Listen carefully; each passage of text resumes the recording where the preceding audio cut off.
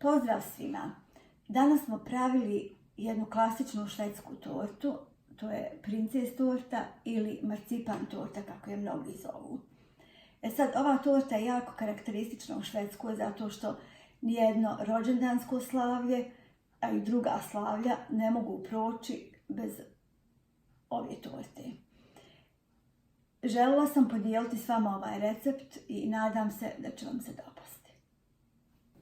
Za tortu nam je bilo potrebno biskvit, par kašika marmelade od malina, 6 do 7 decilitara slatkog vrhnja, gotova smjesa za vanilin krem koja se muti sa 4 decilitra mlijeka i marcipan.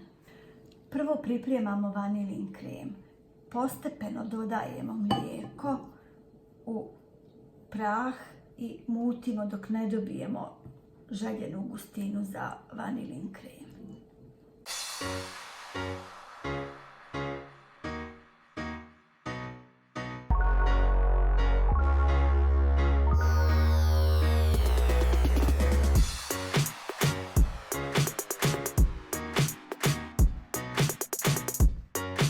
Kad smo mutili vanilin krem, prekrićemo sa folijom, ostaviti u frižider na par minuta dok ne umutimo slatko vrhnje. Znači, sljedeći korak nam je da umutimo 5 decilitara slatkog vrhnja.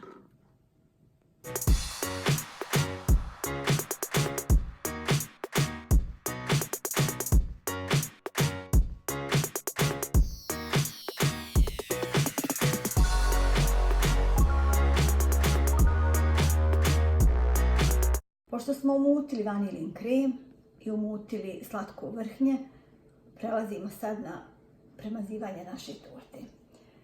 Prvo, znači, počinjemo sa vanilin kremom koji ću ja staviti oko torte na samu ivicu, znači na rubove.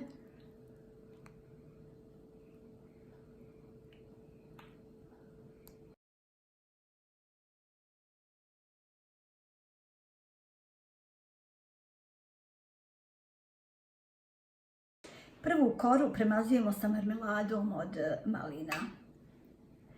A ovaj vanilin sos smo stavili iz razloga da marmelada ne bi izašla na rubove, jer u tom slučaju kad dođe marcipan preko torte može se desiti da marcipan počne da se topi ili da puca.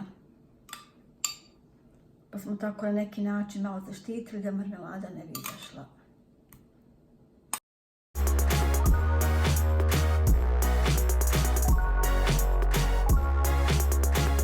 Preko marmelade stavljamo ulupano slatko vrhnje. Jedan onako tanki sloj.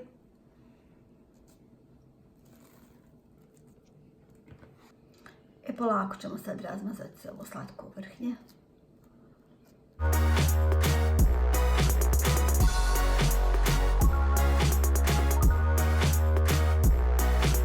Premazali smo koru sa slatkim vrhnjem. I sad stavljamo drugu koru, ali stavljamo, znači, sad ovu gornju koru i okrećemo je ovako na ovu stranu. Lagano ćemo pritisnuti. I na ovu koru nam ide vanilin krem.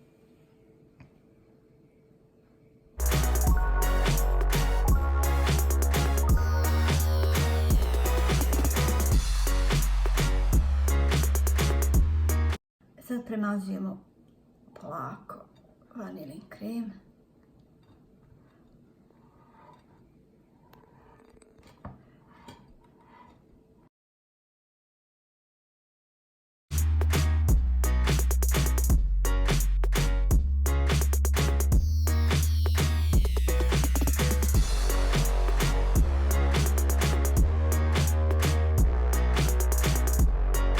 Na vanilin krem stavljamo ulupano vrhnje.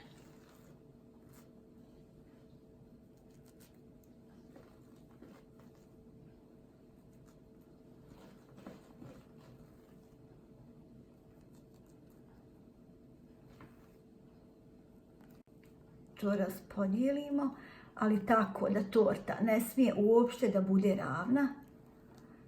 Znači ona mora na sredini da bude u obliku polulopte.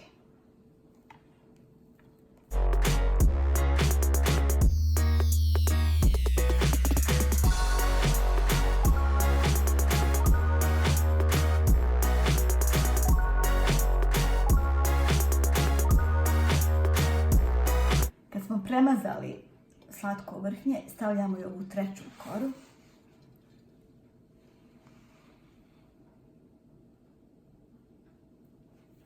I lagano pritiskujemo i pravimo otprilike taj oblik kao neki polulopti ili neki polukupoli.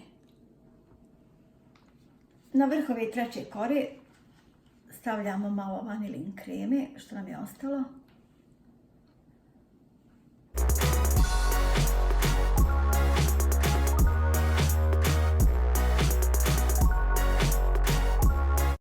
Malo ćemo razmazati vanilin kremu i dodajemo ostatak ovog vrhnja.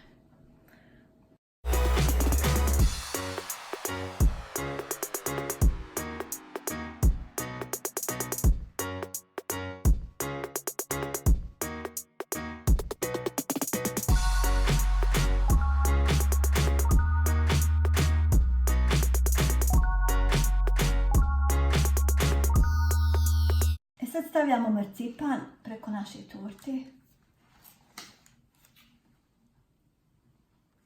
Znači to se mora jako pažljivo.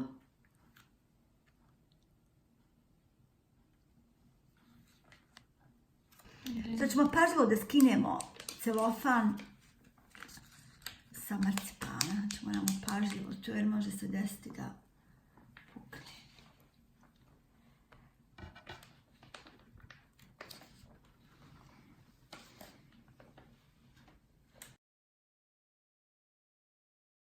Pošto smo stavili marcipan preko torte, sad ćemo odrezati višak ovog marcipana da bi nam torta malo bolje izgledala.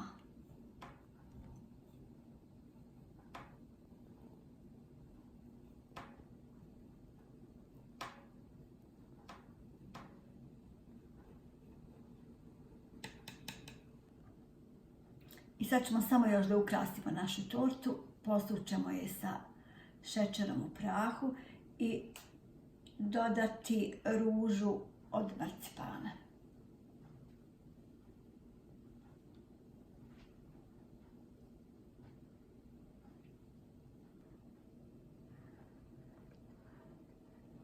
I ukrašavamo tortu sa listovima od marcipana.